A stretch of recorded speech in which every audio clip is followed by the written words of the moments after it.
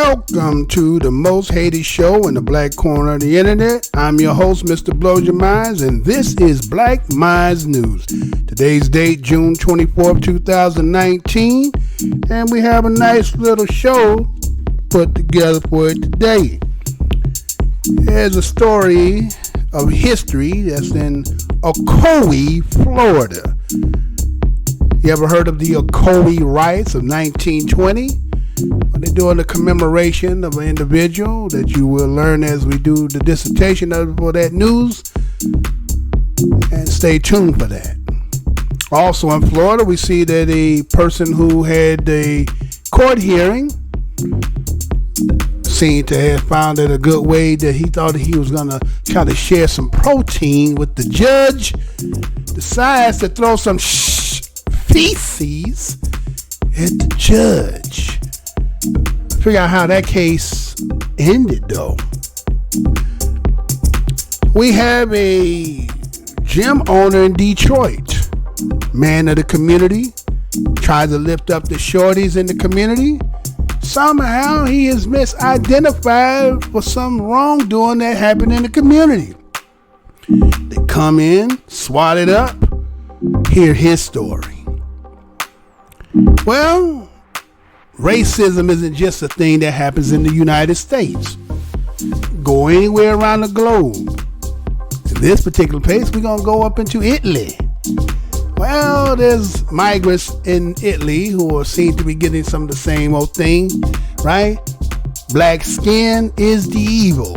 Now let's see what happened up there in Italy with this individual here, Jerry BOAKE. We have another story of a brother named DEOANTAY Henry. You ever decide that you were going to take yourself a little vacation? Try to set all things up, dot your I's, cross your T, make sure everything is in order. Then come to find the last minute mug pulling some move based on why. Check this story out when we get to it.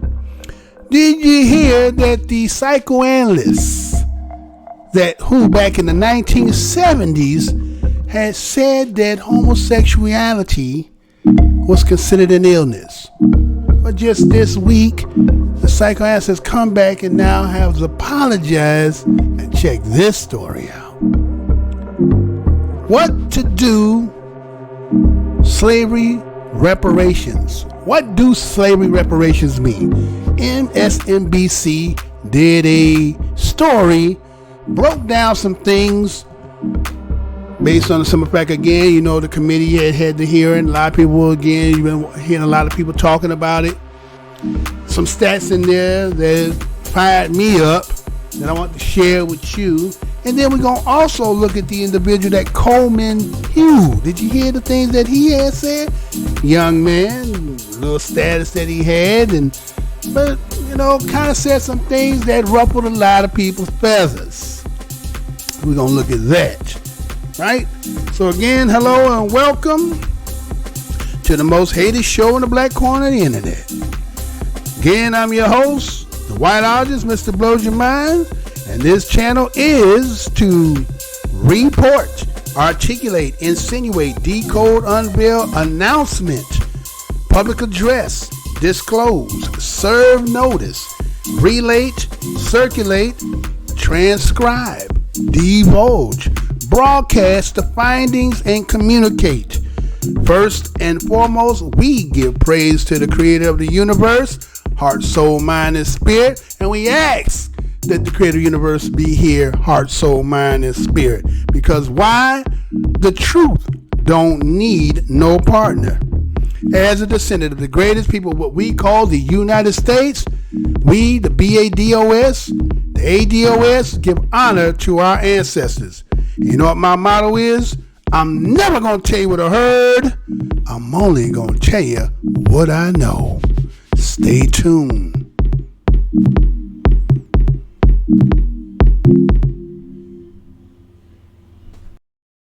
Now at noon, honoring the victims of a Florida race riot. In 1920, July Perry was lynched by a white mob who then attacked black residents in Ocoee, killing dozens. The Ocoee Massacre, as it's known, is one of the nation's worst incidents of racial violence. And today, almost 100 years later, Orlando's honoring Perry and the victims with a historical marker. Here's News 6's Ezzy Castro.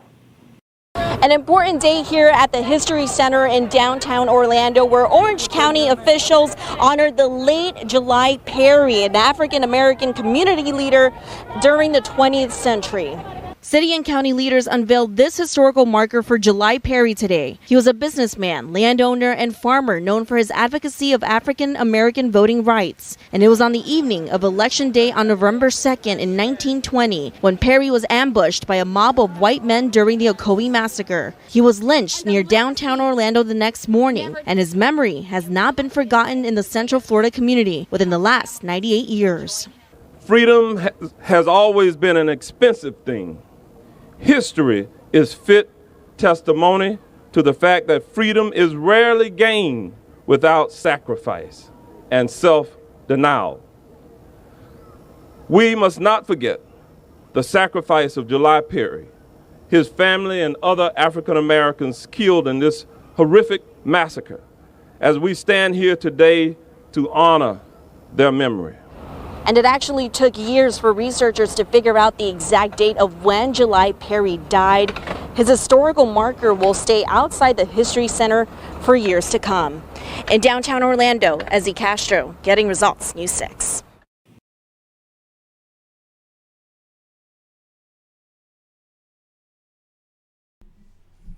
All right, y'all. How y'all doing? Those who should be here, subscribers, what's good, fam? I'm Mr. Blow Your Mind, is always trying some new things out. So welcome to the show today, June 24th, 2019. Passerbyers, welcome. This is the most hated show on the black corner of the internet. Why? Because it is hidden. So why would you say that? Well, go in and try to put in Mr. Blow Your Mind in the search engine, and you won't see Mr. Blow Your Mind come up nowhere unless you spell it out entirely. They got everything else in iBlows, but then my name will not come up no matter how I go in there and set the settings and sound, because I am the most hated show in the black corner of the internet. And if you should just happen to come by, went down the wrong turn and found it, welcome. Hopefully that you stay.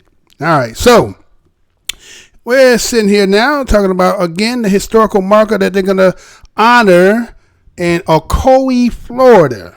Okay, there was a individual that they're actually going to commemorate named July Perry. One of the individuals that back in November 2nd of 1920 happened to be on Election Day. We see that they're trying to do a commemoration by doing some things here. And let me give you a little background to that. There was July Perry. That's kind of hard, to say Julius. I never heard July, but that's his name, so it is what it is, right? So we have July Perry. He was considered a prosperous African-American farmer, and they said that he was shot and lynched by white mobs in Orlando after encouraging Ocoee black residents to vote. Now, here we are today, almost 100 years later, right? And we see how, again, with reparations and how the political atmosphere seems to be trying to divert, not to even deal with us, right? Because, again, they say, well, maybe we can get around this without dealing with them. But you can see that some of our ancestors going back were always trying to get into the political arena because maybe they felt this was a way that they could get change. And I guess in some aspects, it can be done, right? Because, again, we'll have another story that will take you over into Italy. And it's racial, but it also has the political theme to it as well. And so what we see that they were talking about in Ocoee, they were talking about this should no longer be a sundown town, that it's going to be a sunrise city. Now, again, they say sundown town. Those who know the history about sundown towns, which is, get your black ass out of town, nigga, when the sun go down, right?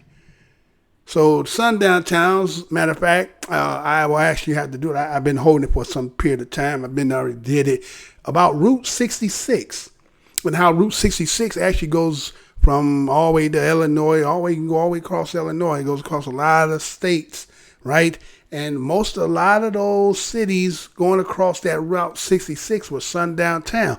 But guess what? This was one of the routes that a lot of our ancestors were taking to track to get from one place to another. And they would be in places that were sundown towns. And so we see in Ocoee, this was a sundown town. So now they want to try to commemorate and make a proclamation. Now, we done heard this proclamation before, right? We done heard Abraham Lincoln 1863 Emancipation Proclamation. Then yet we just Texas just again kind of did a ceremony proclamation as well about Juneteenth and how they didn't get notified. As a matter of fact, if it was in 1863, and here it was June 19th, 1865, before they were even told that they were no longer, supposed to be, slaves anymore, right? So we'll say justice denied is justice delayed is justice denied, right? So again, the formality. You have to look at how they're doing the formality. So it says, back in election day of 1920, what they had is the local Ku Klux Klan members. What they did is they threatened violence against our people, right, who tried to vote. So again, it was on November 2nd where white residents who resented the large number of African Americans voting tried to stop them at the polls. Now here it is again, things coming full circle, don't it? Here it is now. We've been told what our numbers are, but somehow it seems like we have some kind of, galvanizing way to slant or invigorate a candidate if we should back them, right? Well, it used to be the old go along, get along, everybody do, Simon Says, but that kind of changed, right? And so people become a little bit more politically astute. People are campaigning. People are talking about tangibles and things that as a group, not talking about this kumbaya, everybody get. And it's ruffling a lot of people in the system that they don't even want to holler at us, right? And so what we see is that it was Moses Norman, a close friend of Perry. He was taking down the names of all the black people who had tried to vote. And then what ended up happening was a shotgun was found in his car when Norman ran to Perry's home, but the white mob had been there, tipped off to his whereabouts. So I guess he was going there to actually go inform him. And so what ended up happening, you see that Norman escaped. Perry and his family faced the mob alone in a shootout. Right? Again, can we say he was trying to escape for his life? Or some people will say, what they going to say about him, right? But again, Perry and his family stood the mob, right? And Perry tried to escape into a cane patch, what they say a cane patch, right? And then he was taken into the Orlando jail. We see that the mob had came to the Ocoee African-American neighborhood and burned it down to the ground and killed unknown numbers of black people and drove them out, that those who also survived, right?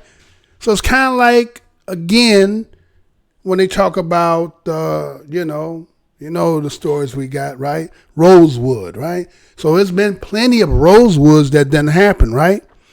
And so they end up going in there, burning down the whole town, killing people randomly. Again, they don't even have a really official number of how many were killed.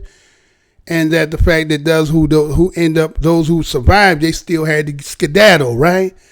And so after sunup on November 3rd, what they did is they took Mr. Perry and lynched him on a telephone post right there in Orlando, as his family and community were broken apart, right?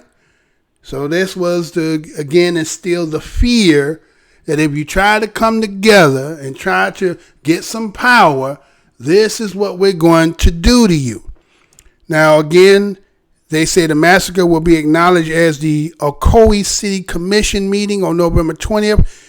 And that's going to start about 6:15 on that day. And they say that the proclamation will read something to the sort of, whereas the city of Ocoee is dedicated to the cultural diversity and ability for all citizens to exercise their right to vote.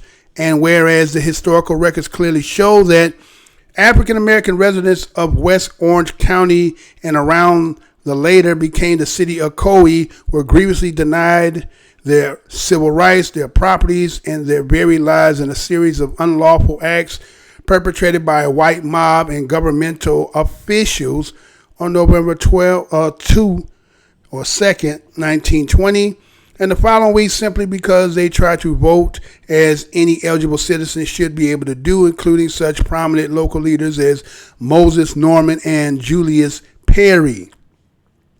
It should be July Perry, but they're saying Julius again, right? So anyway, whereas the historical records also reveal that no African-American person resides in the city of Ocoee from the following 60 years leading to the area being referred to a sundown city. So what they're saying is, after the white mob went in there, the local Klan went on there, and then they said the government officials were also a part of it because we know, right, a lot of sheriffs and all that stuff, again, kind of like what we see today with some of the antics that we're seeing on police force and some of the stuff that, we got to question. And so after they got them out, they took theirs and then they resided there. So what is this, jealousy? Every time you want to do something positive, right, and build yourself up, they feel like they can just come and take it. Because in their eyes, you have to be below them. But yet, the other side is, well, pull yourself by the bootstrap. But when you do that, then here come the angry ones that can't do it, right? And just have the privilege of skin, but don't really got no real talent and skill, right? The pot liquor of their people. So the pot liquor don't want to be seen to be the lowest of it. It has to have somebody under it. And so it breeds this kind of animosity when you see positiveness amongst our people. And, there's more to that. Again, anybody want to go and look at some more about that? Again, they're talking about November 1st, 2020, for the statue will be dedicated in honor of those who were killed in the massacre. Again, that's the Ocoee, Florida, 1920 massacre that happened in Florida, right? And there's a little history for you there. Again, I'll give you something again to chew on, right? So again, like I said, we're in a day again where you have a president who's in there that again, they consider that this is countries divided as into, well, there's certain whites that are going along, getting along. Some people say, well, we're not down with that. But then, you had a black president before that. A lot of people were upset about that. Felt like the country was getting stolen from them, right? And so this was the answer for that. Now he wants to get a second term. Some people want to use the political aspect to try to impeach him. That's got a lot of people feathers ruffled. And so then people are starting to see that black people trying to do some kind of unification and requesting to be redeemed about past atrocity, the original sin of this nation, right? And so we see that, again, as we go later on this show, how people, again, with this individual will talk, he's also going to say this as why he felt like we shouldn't even make the notion to even curl our mouth about reparations. But we'll talk about that as we get to that, right? So again, that is Ocoee, Florida, the 1920 commemoration of Julius or July Perry and others unnamed. Because, again, it was more than just Norman as well, right? So, we'll move on. Need it first, okay? So, again, I got this story here. There won't be no video to this one. No short story. And, again, it's going to be in Florida, right? And so, being in Florida, right? And, again, the histories was done transpired in Florida. Again, what we're talking about now. A lot of people are part of the history in Florida, again, being BADOS, Black American or Black African descendant of slaves and American descendant of slaves in this land, and been in places for generations and have endured the atrocities that have befallen many of our people in this land. And so when you have a long, extensive history in this land, maybe you don't have the same upbeat feeling that everybody who say patriotic. It's not that we're not patriotic. It's not like we don't have love for the country. It's just that we have not got our share of equality and the piece of the so-called dream.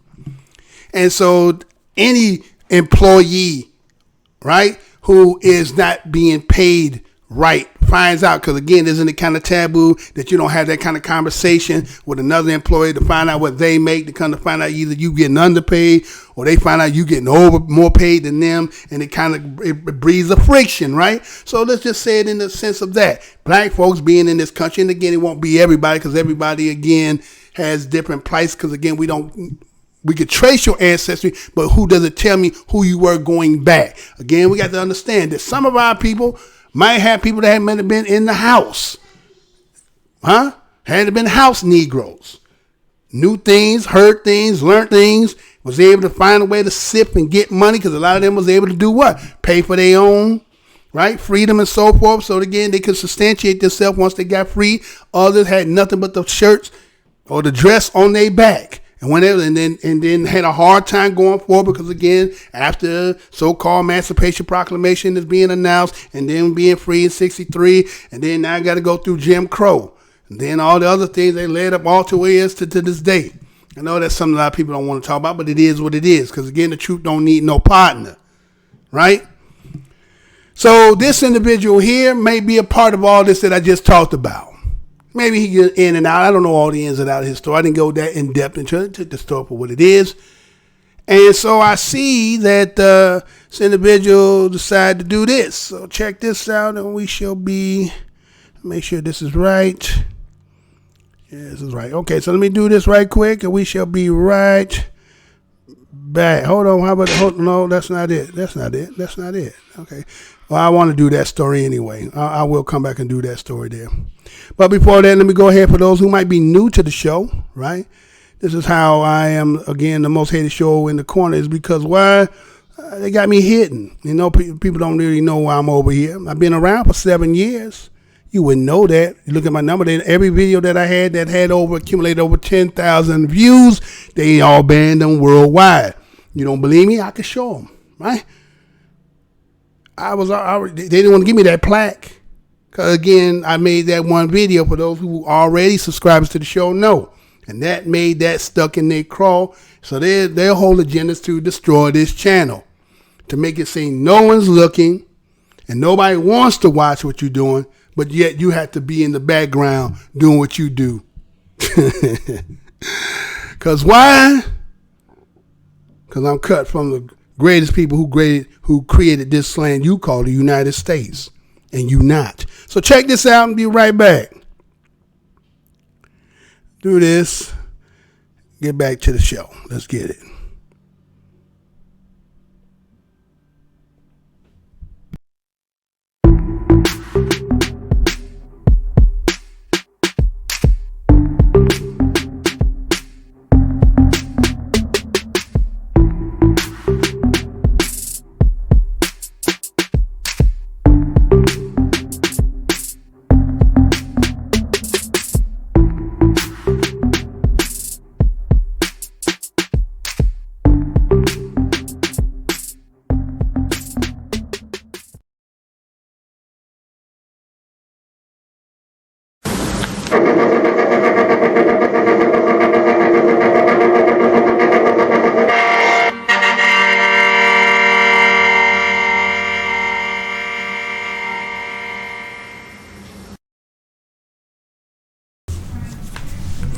Florida man throws feces at judge.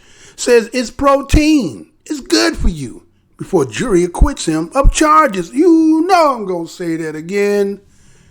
Florida man throws feces at judge. Says it's protein. It's good for you. Before jury acquits him of charges. This story coming out of Newsweek.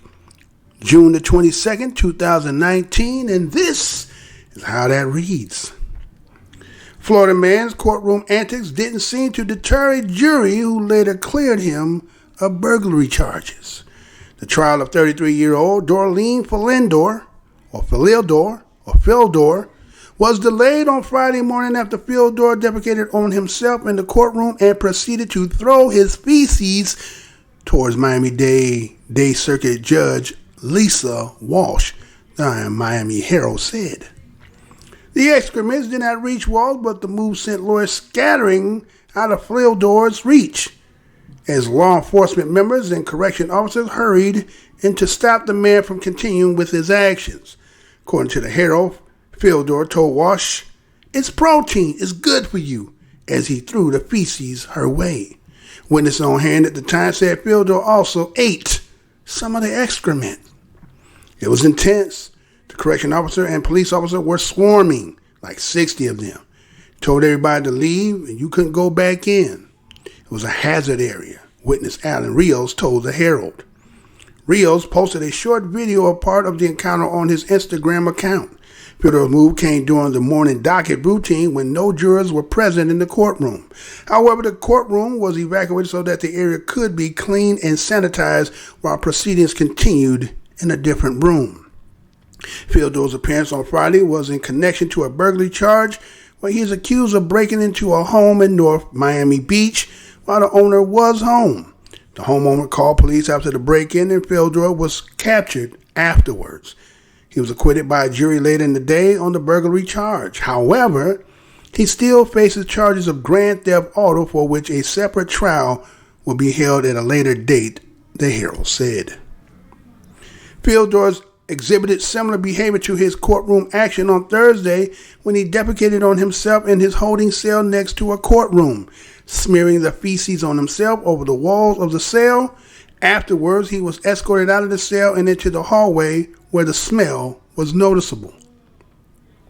The courtroom, as well as half of the second floor of the building, was shut down so that it could be cleaned and disinfected, the Herald said.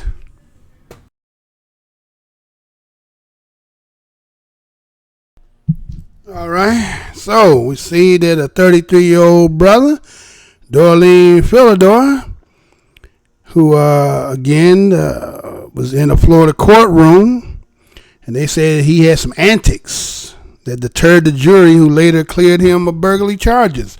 They didn't get to know that what he pulled, right? So I guess it was after the jury had left, either to deliberate, and he had a moment. He said, "Hey, judge, what was that? You want to what they used to call them bars? Them health bars?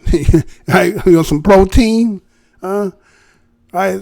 So again, we have to say, as we're talking about history and black Americans in this land, in Fyodor, I'm not sure whether he is black American or not, but I know he is black. But whether he is or not, but it seemed to have some mental issues going on there, right?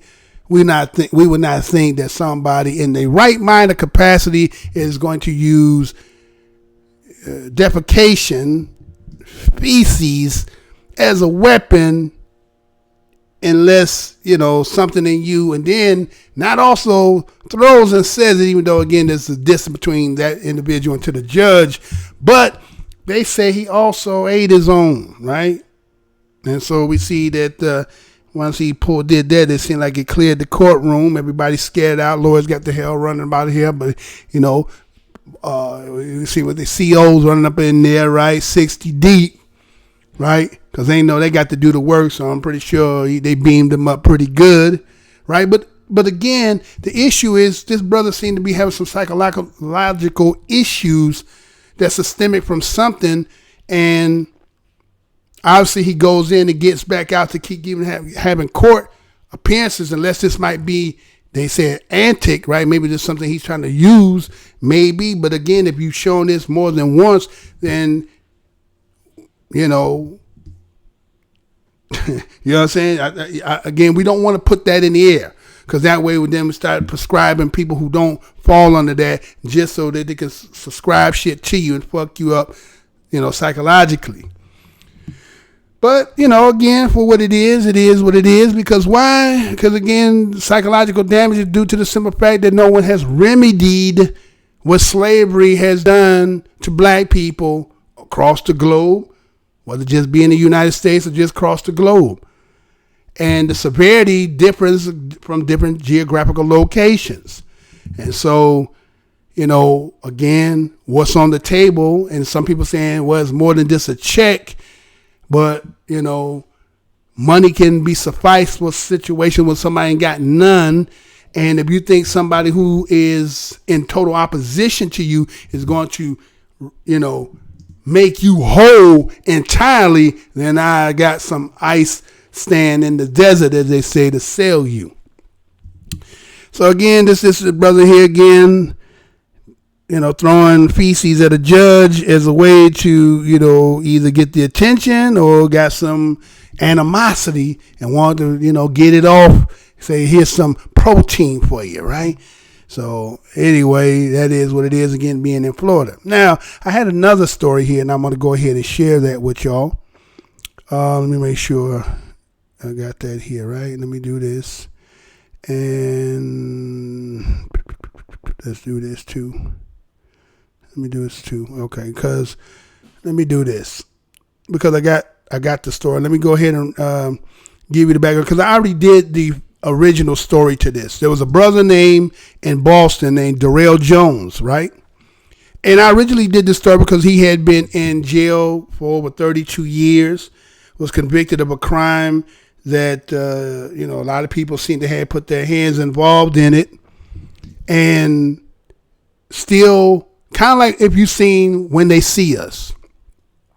Remember the brother that would not plea to get out, right?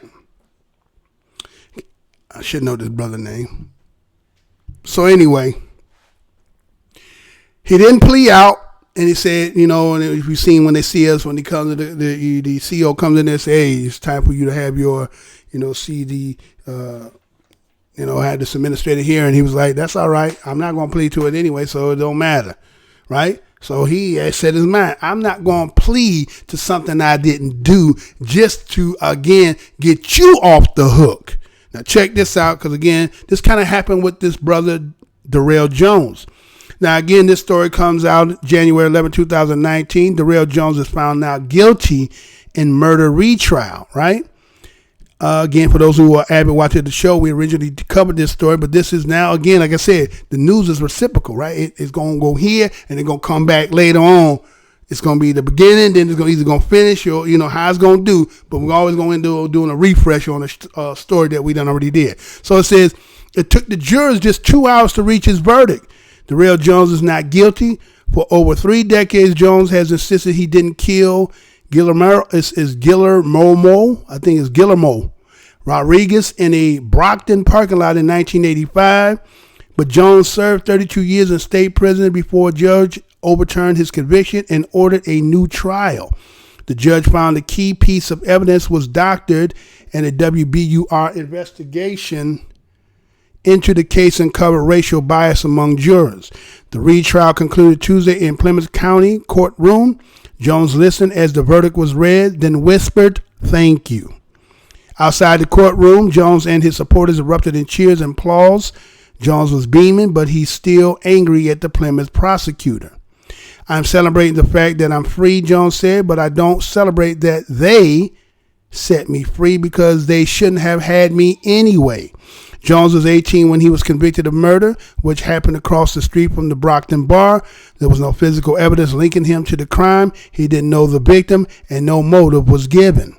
But Jones' appeal were denied until the Massachusetts Innocent Program took up his case. Lisa Kavanaugh, who directed the program, proved that Brockton police deliberately altered a critical piece of evidence and that a detective lied at Jones' first trial. "Darrell, you have been exonerated," Kavanaugh said Tuesday outside the courtroom. "You are innocent, and the world can now see it.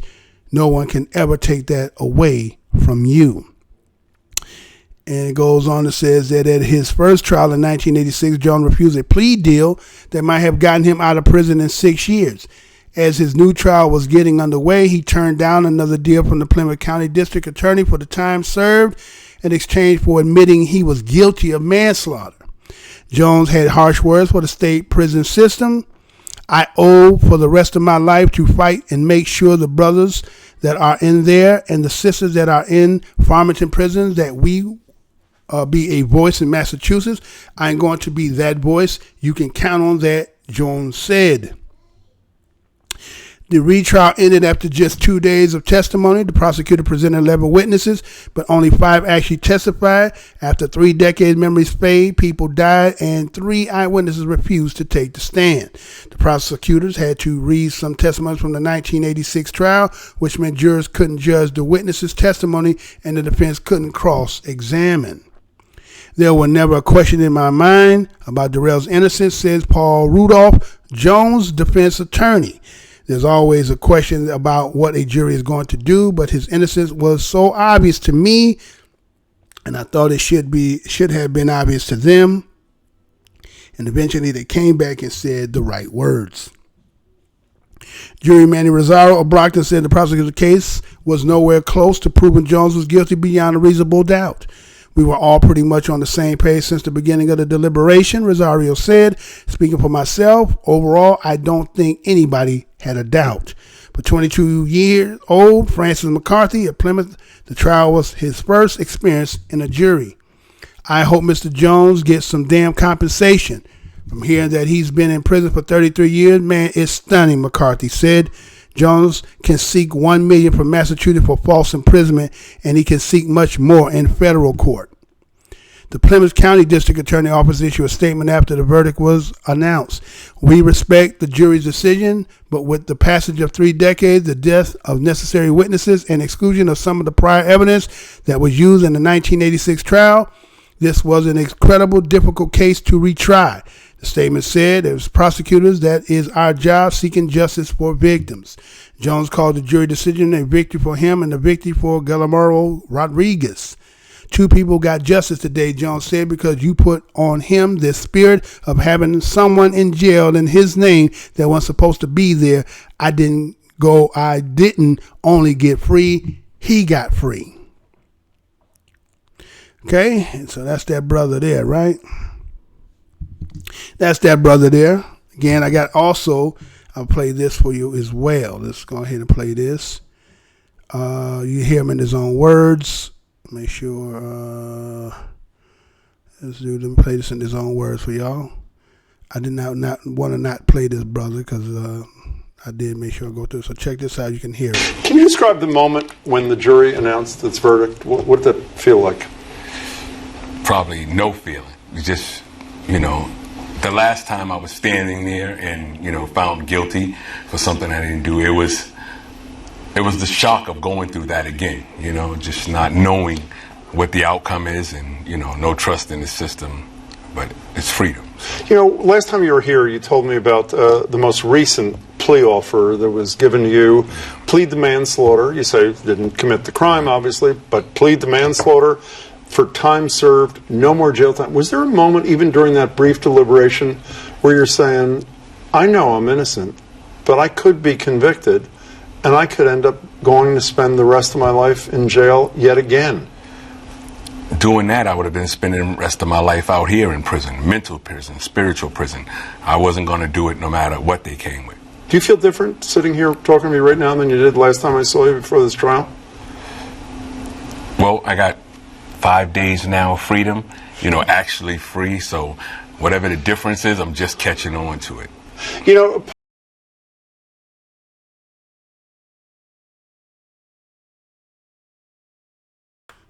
All right. So that's that brother right there. All right. You heard him in his own word. Darrell Jones, exonerated after 32 years for a crime they pinned on him. Again, fabricating the evidence, right? Coercing testimony from witnesses, right? Altering documents. You understand? And then when you look at when they see us and then they talk about asking Donald Trump about, apologizing, and they talk about the prosecutor, and they say, well, they said they did it. I mean, think about that, the mindset you have to be in. Everything shows what it is, but yet you still going to try to hold on to it. The resilience of a lie that you will hold all the way to death. I mean, then you can't be mad that we have to have black media out here who have to constantly keep showing, and you want to make me the most hated show in the corner because all I'm doing is actually bringing forth and make sure that my people know what's going on, not just where you is, but everywhere around. So again, want to give some praise and give some honor to the fact that Darrell Jones did not cave in when they tried to offer him after he had already did 32 and said, well, if you plead to it, the 6 you already did serve time and we'll just let you go. The point is they wanted him to convict himself and say he did it. But he was steadfast and said there was no way he was going to ever agree to that because he know he didn't do it. So that's a lesson for a lot of us. Some of us may go through this in life. Just remember that again. They say justice denied is justice delayed, right? So, again, that brother there, Darrell Jones from Boston. All right, so let's see what else I got up in here. Oh, hold on before I do that, right? Let's see, can I do that? Okay, no, it's going to do that, right? So let me do this here. Let me go over here and do this and put this here. So you're going to end up seeing that there anyway. So, okay. All right, so again, let's put it to you like this, right? Let's say you own a business, right? You own a business. And, you know, you reach back to your community. You work with, again, let's say you have some kind of knowledge about, you know, something. Now, it could be either male or female. It don't have to be just a male. But in this case, it's going to be a male. But it could be anybody. And you are becoming some kind of a pillar in the community. You're a person that young ones come to confide in, to try to, you know, be reared where they can't get that kind of rearing at home. You become that surrogate father, coach-like figure, right? Then situation happens in the community. And some odd reason, somebody think that what they end up seeing is you. It's got to be him. So you have to ask yourself, was some hate going on here? Well, let me show you this. We'll be right back. Hold on, don't do that yet. Hold on, slow up, slow your roll. Well, I tell you, boy, since they've been touching something, it's always been like that, right? So check this out. And we should be right back.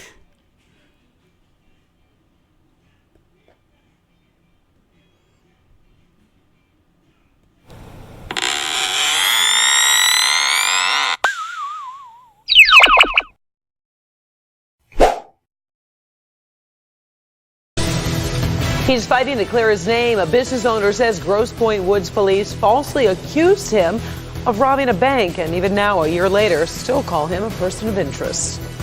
Mike Fox says it was racial profiling that led police to barge into his gym with guns drawn and then arrest him for robbing a bank. He was kept in jail for 48 hours and later released, but Fox says the nightmare keeps dragging on, and he tells our Larry Spruill he wants police to be held accountable. Fox says it was a day like this. He was here in the gym training his clients, his employees working, when all of a sudden police came in here and arrested him. He tells me he did not know why. But initially all I saw was 5 gentlemen come in, ski masks, wearing all black. And it was all recorded on the cameras inside Michael Fox's gym, Detroit Thrive Training, on April 19, 2018. You can see several officers walking into the gym with full gear on. Fox says this all happened while he was talking to his young athletes about doing the right thing. I was here talking to gentlemen about making the right decisions in life and making good decisions. And right in the middle of my talk to the gentleman, SWAT team came in. And just within minutes, they walked back out with Fox in handcuffs as his staff and athletes watching.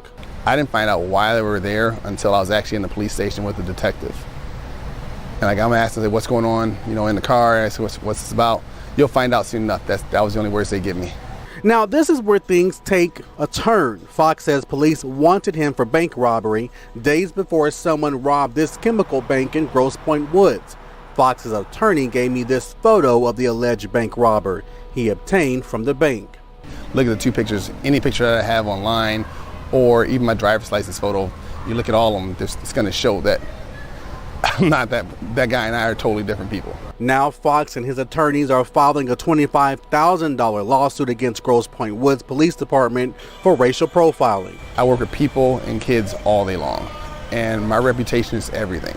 You know, people saying, you know, I was told not to come to the gym because the guy there is a bank robber. My son being told, you know, your dad's a thief, you're an N-word bank robber, all that stuff. Reporting in Grosse Pointe Woods, Larry Sproul, Local 4.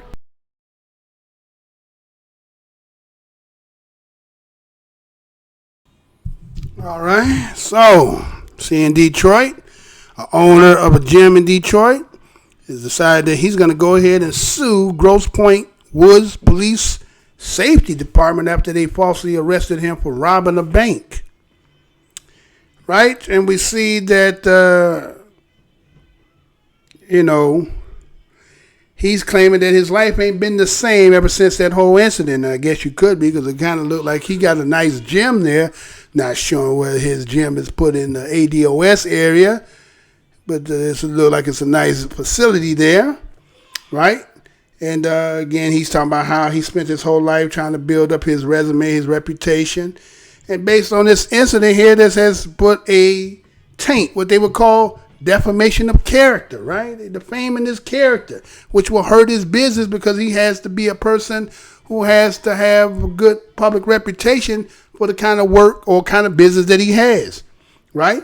And so that we see that somebody had the grandiose ideal that they were looking for an individual who supposedly had been a suspect of a bank robbery.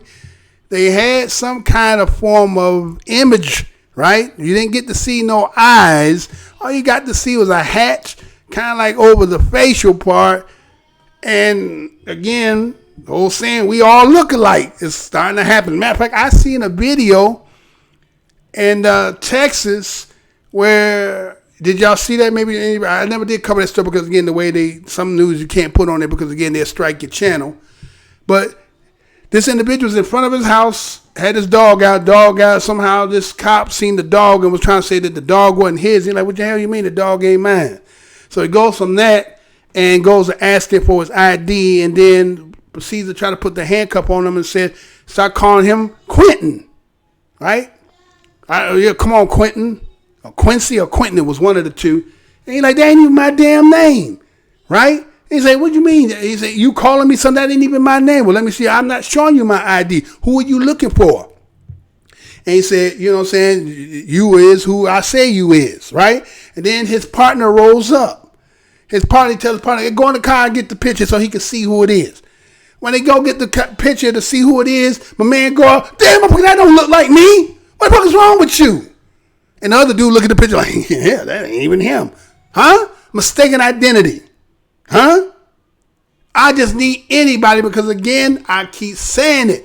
Police, the whole justice system is based on a merit system, right? In order for you to elevate, one has to do what? You have to put that work in. So you're going to have to get some arrests to move up. Otherwise, you just a regular motherfucker, you know, flat foot out there, and you want to get them stripes on there, you got to earn it. So, you know, sometimes you're going to have to be out there when business slow. When business slow, you're going to have to go out there and stir up something. You got to earn that money, right? Right? Just like say they get quarter time for tickets. Well, you know, we ain't getting enough tickets, meaning people obeying the law. Well, you better go out here and find some tickets. We need some tickets to be paying. Huh?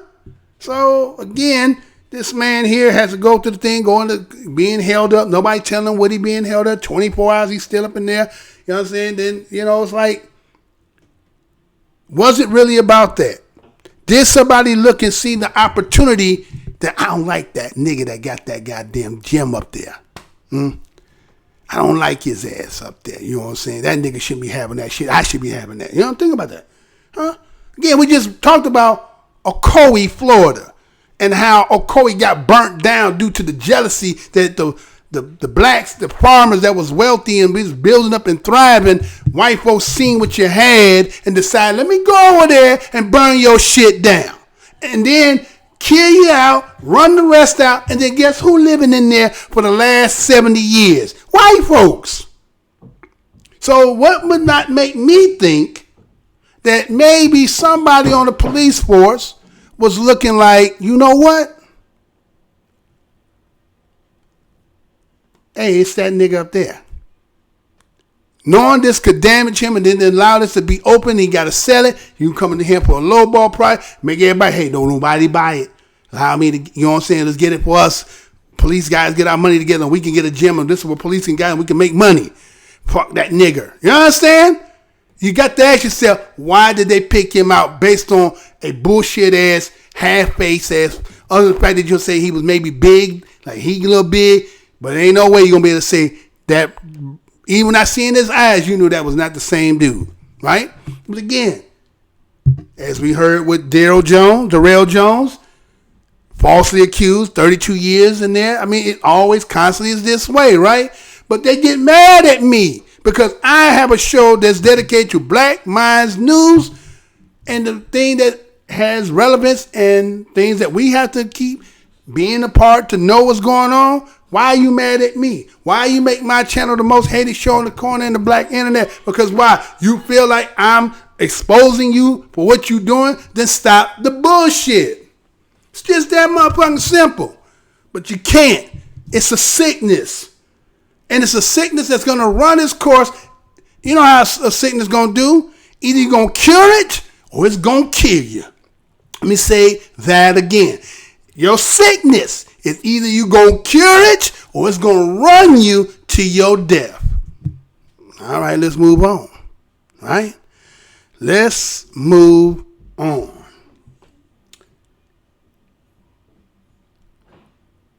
Hold on a second, y'all.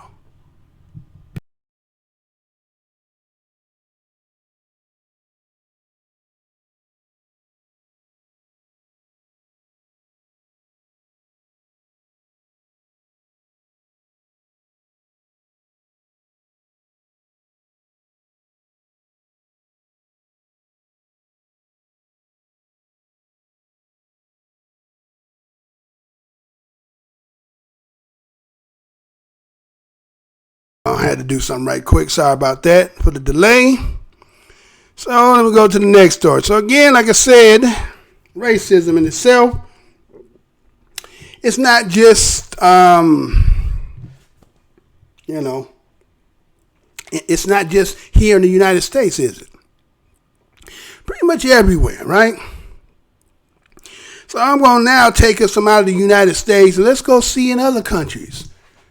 This same thing as I'm talking about, this sickness, right, that's permeating somebody or some people that seem to can't find a cure for it, and the only remedy they got is getting rid of you, being detrimental to you, causing your life to be havoc for you, that you're the problem, right? So, let's see this story here. And let's do this. I don't know why that's doing that though. Do this and let's get back into it, right? So check this out and let's get it. A recent report by Italy's intelligence agency has warned that racism and xenophobia are among the main threats the country could face in 2019. A few months ago, UN High Commissioner for Human Rights Michelle Bachelet sent a team to Italy over reports that migrants were being victims of racist attacks. We were told the mission work is still ongoing and that the result has not been disclosed yet. We met one of the victims. 3 years ago, Jerry was punched in the back by a stranger and fell off the bus, an unprovoked attack that left him completely paralyzed. Jerry's crime, according to his attacker, was to ask him to give his seat to a pregnant woman. Today he lives here at Villa Rachele, a clinic for people suffering from mental illness outside Naples, the only place that would grant him a long stay. Back of man. He punched me from behind, I fell down, and that was it for me. Finish. I can never walk again. He broke my hands. I have no power left anymore. Jerry's lawyer, Hilary Sedu, has been mainly working with refugees. His story is one of success. He arrived in the country from Nigeria when he was 1 year old. Today, he's the first African-born lawyer to be a member of the National Association of Lawyers in Naples. Sedu does not believe Italy is a racist country, but the problem, he says, is that it lacks what he calls social inclusion. Should integrate those refugees who land in Italy, but those who grew up here, who are born here from immigrant parents, they don't need to be integrated into Italian society.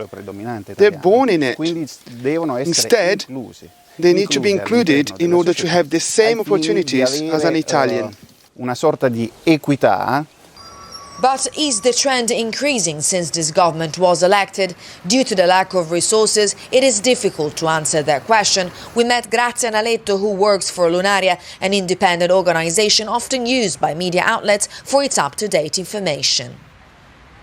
The political rhetoric is very violent, very aggressive towards refugees, asylum seekers, and Roma people. This triggers hostile and at times violent social behavior towards these groups of people.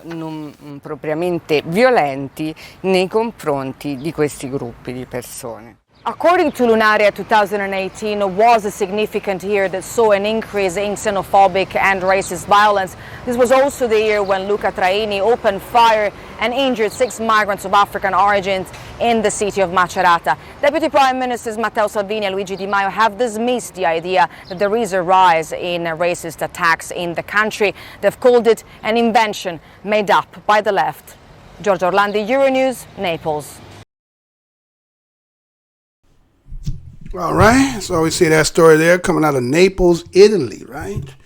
And where you see that the individual there seems like one of the migrants. Again, everybody kind of, those who read and read international as well, right? You know how a lot of the migrants end up coming out of Africa, going up into Europe, right? I've been reading where I see that there's a resurging of what they call white nationalists in Germany. A lot of them are migrating there. And so I just think that in time that there's going to be some, what they want to call ethnic cleansing, right? Due to the simple fact that, again, dual citizenship, that those, based on the simple fact that they country had been colonized from France, Britain, and so forth. So they was able to use the dual citizenship where they being in Africa can't get anything and felt like they could go to the other aspect of it and get the education and so forth, but get stuck because they ain't got no employment, the lacking of resources there. And so they become a burden. And those people who don't have the finances to flee from there, because again, let's say that, you know how they say here we had the Underground Railroad? Well, this one had the above train, right? They had them directly coming in there, not sneaking them in there. They was coming in, right? Being allowed because of their dual citizenship. Just like the individual said, the lawyer, what was his name? I think his name was Hilary Sidhu, right? Hilary Sidhu was like, you know, I don't know, why is it doing this? Hold on, what's all this? That's what I'm talking about. It's doing stuff I ain't supposed to be doing, y'all. See, that's what I'm saying. Y'all think that this stuff is only doing it when I'm doing live. Always constantly under the microscope. But anyway. So we see that individual being the first, they say the first lawyer, African lawyer to be, you know, in this system that they talk about here in Naples, Italy. And he believed that this is not really a racial country. It just has problem with social inclusion. Well, what do you call that? Social inclusion. I mean, somebody is not socially accepted by those who accept it. So it seemed to be these people are not socially accepted due to why? You're not like them, right? They got a problem with you. Well, matter of fact, they got a historical problem with you if you understand history. But again, as I'm saying, this train, which is bringing them in, and those, again, going into the continent that got money. Now, who end up getting stuck? They had to deal with all the migrants in that country, those who can't get out. And so they're getting angry. And so now that they have the numbers, and maybe they're trying to do some things politically too, and guess what's happened?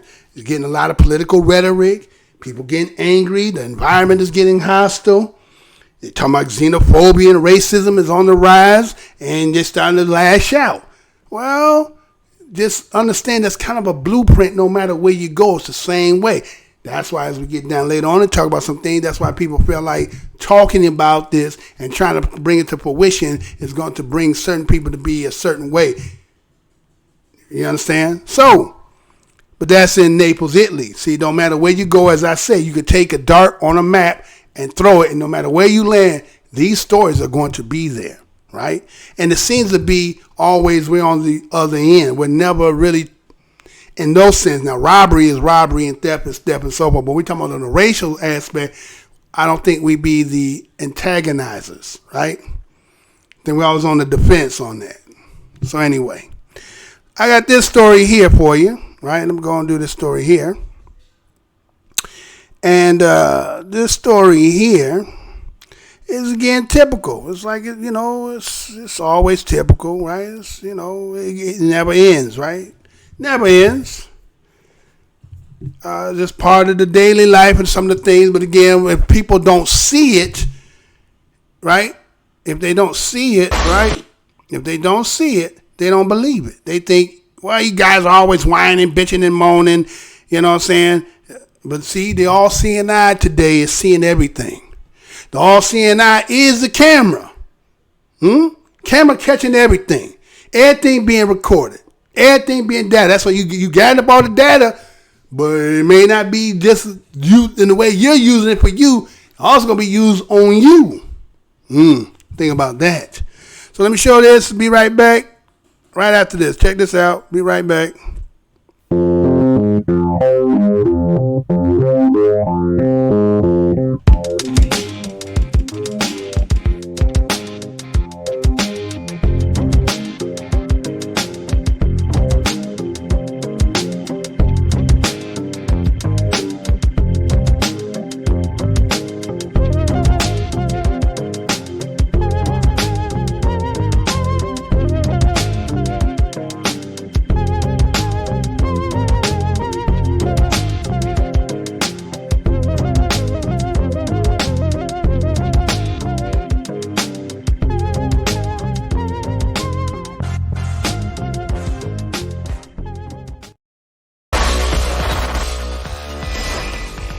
Forced to rebook at his Airbnb at the last minute turned out to be just the beginning of a Miramar man's problems. The alleged racial profiling that followed prompted him to reach out to our Larry Livingston.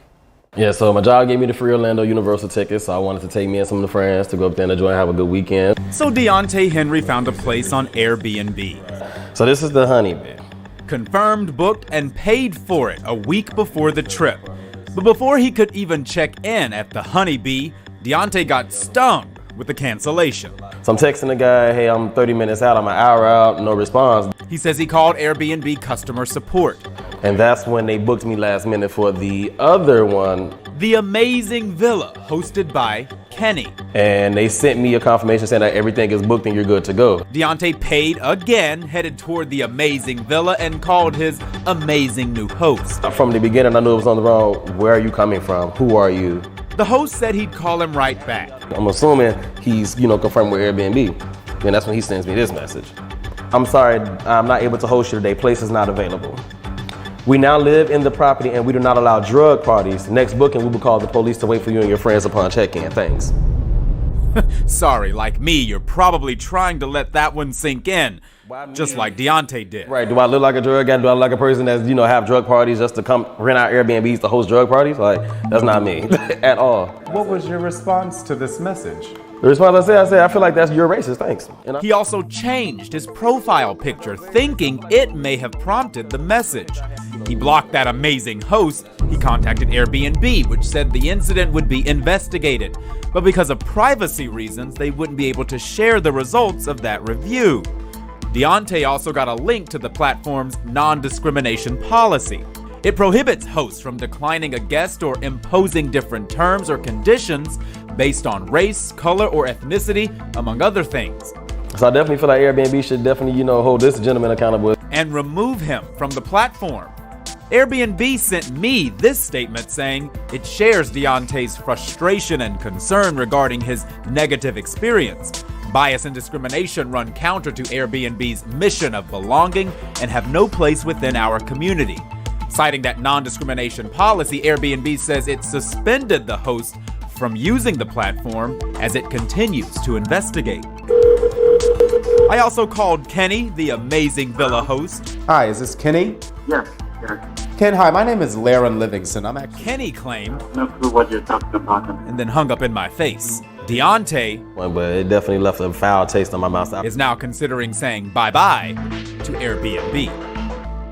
And DEOANTAY says he's never had a bad review on Airbnb, doesn't have a criminal record. And back in October, interestingly enough, the platform also changed the way it displays its profile pic. So if a guest chooses to provide a profile photo, Airbnb hosts cannot see that picture until after the booking is confirmed.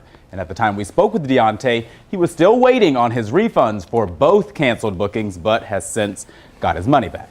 Our Laren Livingston on the case. Laren, thanks a lot. Do you have a problem you want to leave to Laren? Send an email to Laren@local10.com.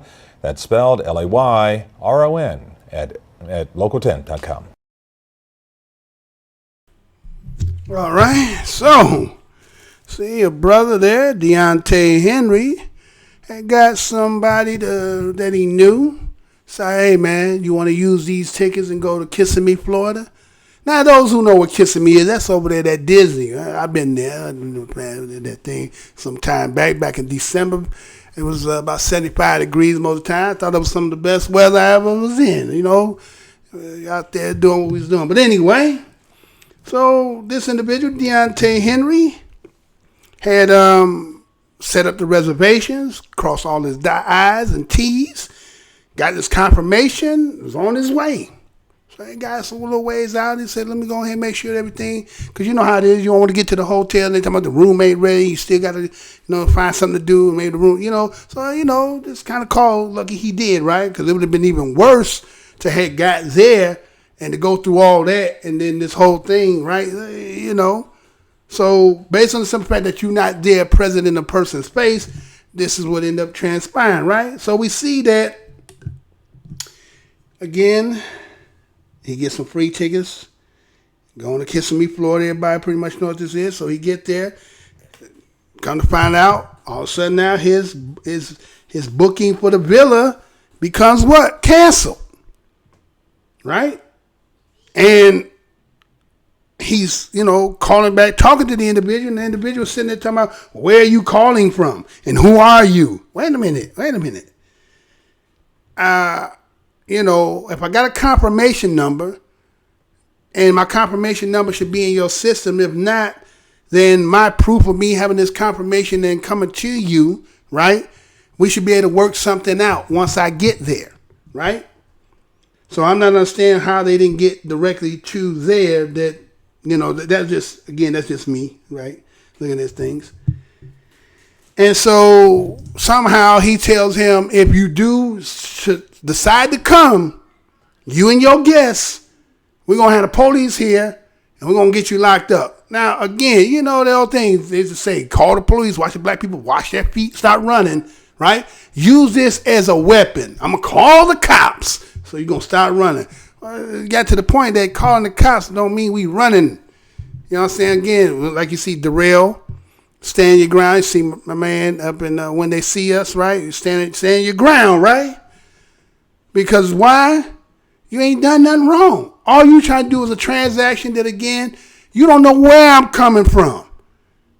I got a booking, reservations, got family with me, and you talking about some stuff that just did not make no sense at all. So let us go over some of the stuff that he has said, right? Let's look at some of this, right? Because see, they always say we make this shit up. You guys are always trying to say, all right, so let's look at this, right? So, again, he said, I'm sorry.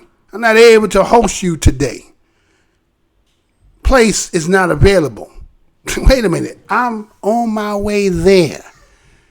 This is what you going to send me? This is what you going to tell me? I'm sorry. I'm not available to host you today. Huh? What kind of business that y'all running here? And where is the business etiquettes? If you gonna cancel somebody, shouldn't they be notified so that they can make the better arrangements than to be at the last second? I mean, my last minute, last second to get this kind of, situation, right? Okay, so let's look at some of the other stuff that had been said, right? Let's check this out now. Okay, this is Black Minds News. We bring it out. So we see, right? Here's what it said, right? Reservation request at Amazing Villa near Conventional Center, right? And then you see down there where it says that we now live in the property and we do not allow drug parties. Next booking, we will call the police to wait for you and your friends upon check-in. Thanks. Wait a minute. You ain't met the individual. How do you make the assumption of drug party? See, that's a racial code term for we know you're black. And I, whoever this individual is, had the discretion to, I'm going to deny you because this is my way of getting back at you. Because, they all got an itch for a scratch, right? They all got an itch for a scratch. When they can get the opportunity, they're going to do it, right? They all feel like they want to be a part of this grandiose scheme of, again, what we talked about with the sickness. Either the sickness is going to get cured or it's going to run its course. And so, well, if the sickness ain't going to never get cured, then I guess if it's going to run the other way, let me get some of my part in before I get this part here, because we already know at the end what we're going to get, right? We already know that already. So, right? So here it is, right? You saying that straight out. I'm going to call the cops and saying you're a drug dealer, right? Like, damn, wait a minute. Hold on, man. Where you getting this from? How do you know this, right? So he was thinking that maybe this motherfucker went in and looked on my Facebook or something. I'll be putting, you know how a lot of y'all, especially your new ones, right? You brand new ones out here, right? Y'all give Facebook so much pure free information voluntarily, right? That all the person got to do is just go do this and know this, and they get this and they get all this stuff. So again, he's saying, but he was thinking that this picture here, right? See that picture they showing up himself right there? He said maybe he's seen this, and I look like a drug dealer. I mean, so what are you thinking in your mind, right? That maybe he's seen this, and maybe was that the way you was trying to make yourself present yourself that day, or was it just a picture? You got a cane. Right, you got on all white, right? You got maybe look like you got a bow tie, whatever, right? Matching with your shoes, right? And so again, white people perspective and stereotypical mind, how they view us, that could just be innocent. You just dress that way. We don't dress like white folks, at least like some of y'all trying to. But again, we have our own flavor. At least we used to have our own flavor. We used to use Lowry while they used Morton. You know what I mean? The difference between Morton and Lowry, huh? We had flavor in our season. We weren't just doing the plain Jane Morton holding the umbrella with the salt pouring in the rain. You understand? So we gonna be different. We different peoples. Now, theme because of the, again, stereotype about movies and stuff, so everything is portrayed. So even him subconsciously, he's thinking this, right? He's thinking that, right? Maybe he's seen that. So I better go ahead and take that off. So he decided to go change it, right? He think, I'll go do this. And then look what he does. He shows the happy-go-lucky Negro. Hey, look, I'm a good guy. Smiling, jovial. I don't hate anybody. Right? I ain't nobody. Right? I ain't nobody. Right? He's thinking, well, if I go change this'll help me, right? Right? What's it going on in your mind though? You don't change, young bro, you don't change that, man. You stick to who you is. You is who you is. But for some odd reason, he switches it, and look what they say. Have they confirmed with you guys? Have they confirmed with you guys? Now, because he changed the picture, right? Somehow, the dude is will say, wait, have they confirmed with you guys? They're a little cordial now, right? They're affable now. Hey, is everything worked out? Oh, come on, hey? But before, I'm talking about drugging, partying, all this other nonsense, right? So you know they have to do, the honeybee got to do. We got to show you our policies. When you call corporate and then you say, hey, I read what your discrimination thing says, and this is what it says here. It says this, it says that: race, color, ethnicity, national origin, religion, sexual orientation, gender identity, or marital status. Airbnb hosts may not decline a guest based on race, color, ethnicity, national origin, religion, sexual orientation, gender identity, or marital status. That's politically correctness. Of course, if you want to be in business, you won't get sued, say that. You, again, can't be saying like, what was the one with them tacos? And saying he wasn't going to serve them because his religion teaches him that straight is straight. And then it kind of put his ass out of business, right? So you better have this as the policy. Otherwise, you won't be in business, right? So, so that's what they said, right? So what happens? He shows this. He says, here's what I got from you guys. Your reservation is confirmed. Got the date, time, everything, how many days I'm supposed to stay, all that good stuff. This, that individual on the right there, that's the cat right there, right? So they like, well, what we're going to do is going to suspend this guy from being able to use this. And, that's it? Or we're going to do an investigation. Wait a minute. I'm on my way trying to be there. What about you resolving the issue to come with some kind of meeting of the mind to accommodate me right now? So he don't get nothing. He waiting on the investigation. Yet, again, what about the money and expenses to fly, drive, or however you got there, family with you, inconvenience, trying to find some place. Man, again, a lot of places are already sold out. You find some places way more expensive, cut into a lot of money that you know what I'm saying? So there's a lot of inconvenience on behalf of you. Again, but put it this way, young brother. Put it this way. They gave you a check. You know what I'm saying? This was a good time to go because they was giving you a damn check. Did you notice that, young bro? Did you notice that? They giving you a check. You're getting a check. You play your cards right. You got my man there to come in and do an investigation, right? You got some evidence and stuff. You got everything you need in place, right? But let's look at the mindset of the young bro right there. Again, this is a teaching moment. He was trying to do everything to be appeasing and acceptable to somebody who was clearly is being in opposition to you. Your picture about what you got on your Facebook had nothing to do with your confirmation with that hotel. If that was the case, they need to have a place in there in the questionnaire talking about, do you sell drugs? If you check yes or no, are you all those things that they want to try to screen for, just put it directly out there. Then if a person come and they don't fit according to that, then you can say, so you lied on the application, right? But that ain't what it was. So he started off when he said, well, who are you and where you coming from? Like, that matters. Does it matter if I got a confirmation? No, it shouldn't. So you see the young brother mindset was like, well, I don't look like a drug person or a user. It ain't about what you look like. It's about who you are. Period. Ain't got nothing to do about how you look. You black. And that's what, again, brand new school ain't getting. Yes, you got friends of other people, of other persuasion, and that's fine. But this game of race is what it is. That's why it's getting hot the way it's getting in the political, and black people trying to get some part of the resources, which means that if they try to get their share, that means other people won't be as greedy and get all the shit, and they're going to have to be now feeling a little bit of the pinch, right? So everybody a little mad at everybody because they say you get a little uppity, you're getting out of place. You ain't being the Negroes we supposed to be, right? So here he is trying to appease them. Well, if I change my profile picture, and then they was like, well, we know your frustration. What do you mean? Yeah, because he's black. Goddamn way he mad, right? Goddamn well somebody mad as fuck on their way trying to get somewhere in Kissimmee, Florida, thinking they gonna go to Disney World, all this shit, and y'all bullshitting. And yet, no resolving.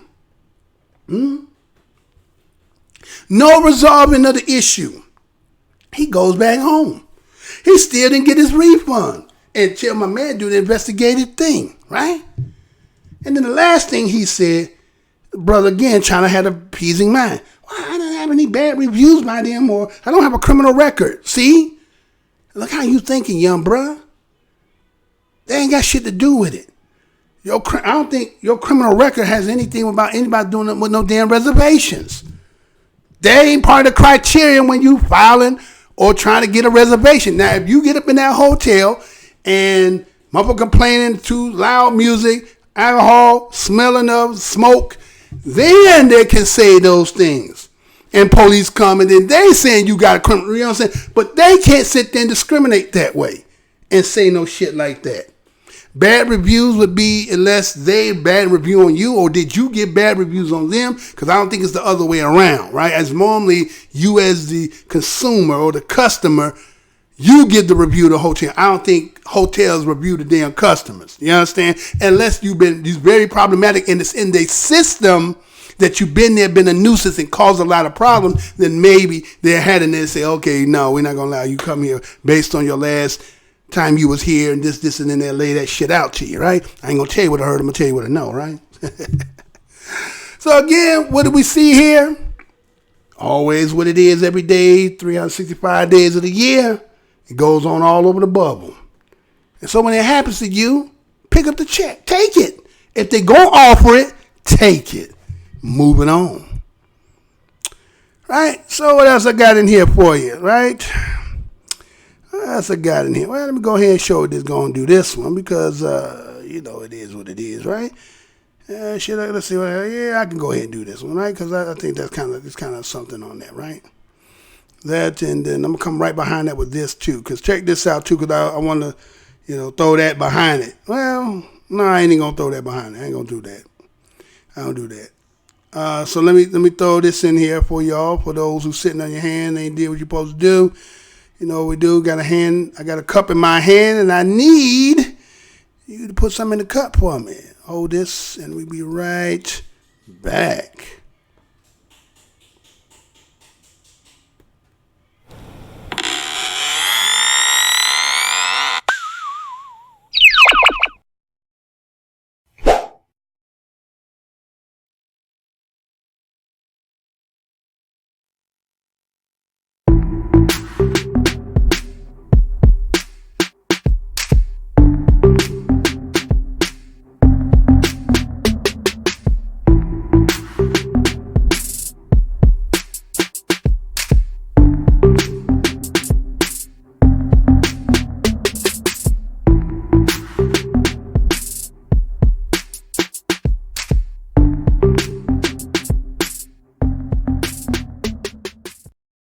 For the very first time, the American Psychoanalytic Association is saying they're sorry for past views that caused harm to the LGBTQ community.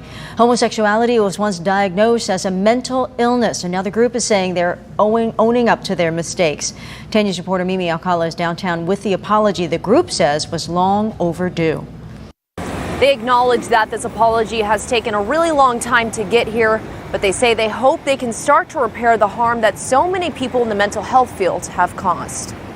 For many years, we continued to view homosexuality as an illness, and we denied opportunities for learning in our training programs to LGBTQ professionals unless they concealed their sexuality. Our views led to discrimination, both internally and in society at large. The recognition of wrongdoing for the first time publicly in a room filled with psychoanalysts here in San Diego for an annual meeting. The American Psychoanalytic Association is owning up to years of pain caused by those in the mental health field. There is still much more work to be done. June is Pride Month and also the 50th anniversary of the Stonewall Uprising in New York City, making this an especially important moment for so many people in the LGBTQ community who were discriminated against, harmed, and traumatized by the labeling of homosexuality as a mental disorder for too long.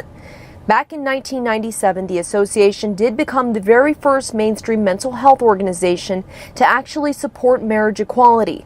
It has also been lobbying to put an end to conversion therapy and lift the military transgender ban, but an apology was never made before today. Dr. Justin Schubert, who is the co-chair on a gender and sexuality committee for the association, says today's words are a step in the right direction. It's just a few words, but they really mean a lot, I think. I feel like this is a statement where we're saying not only we're sorry, but we welcome LGBT people to treatment, and Now the focus is just on helping people feel authentic about who they are. And the group says there's still a lot of work to be done when it comes to trying to end homophobia, but they say they hope they can lead the way when it comes to those efforts. Reporting downtown, Mimi Alcala, 10 News.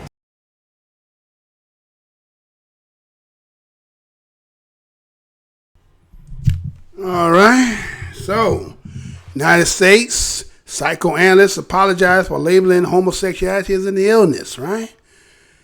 And we see that they apologized on Friday. Previously, they, again, going back into the 70s, they had homosexuality as a mental illness. Now, how did they determine that, right? Think about that. How did they originally determine that homosexuality was that? Again, a lot of people who talk about science, right? And science is to know. So did they find something in opposition to their findings originally, or are you just using this as a way for today to be more politically correct of the time because of the abundance, the abundance of the population, right? And so, and also having the political power too. That's another thing too. You know, it seems that these people have more political power to get things done. We've been in this country, again, according to their count of 1619, right? And when I say these people, I don't mean this as something like I'm stigmatizing you like it's something entirely different. Because I think even with the gay community, I think racism happens in that, but that is just something they don't talk about. Matter of fact, where I live, and I know that for a fact that the area that where that will reside in, that I remember they came to commission because, again, those who were black, that was under that umbrella of the LGBTQ, that they was bringing ruckus and disturbance, and they voted to get their ass up out of it. So they gayness, or, you know what I'm saying, their labeling of being under the LGBT didn't protect them. They was black now. You know what I'm saying? So I've recognized that, oh, so there's some racism going on in that as well. But they don't talk about it, right? But they'll use you as the population number, as the numbers to get legislation and shit pushed, and that'll benefit for them. So maybe that's what this was too. Because again, if it's science, right? You analyzed it. How did you come to determine that originally in the 70s? So shouldn't you be saying, well, the new reports have come out, and according to what we did and how we studied, we're just going to say that? Well, okay, it is what it is, right? And so again, we see that they saying that based on them coming out with this, caused a lot of irreparable damage that still to this day, the stigmatization that is caused by people having the let's say sometimes having the, what they say, phobia, right? The phobia towards people of LGBTQ and homosexuality and that whole thing. But again, let me tell you something. That didn't come from no psychoanalysts. That came out of the book that were people who was given, and what they learned about religion states in that book. That's where it starts from. It did not start about no science and what they said. You, again, is on this channel here. I've made 1 and 2. Gay versus the church. That's where the fight is. The church, it has nothing to do with nothing else. You got to get the church to say that God, that y'all say, we say the Creator, didn't say what it says. And guess what? I had the article I was going to play for you that I read about the Vatican say you cannot choose your gender, right? You cannot choose your gender.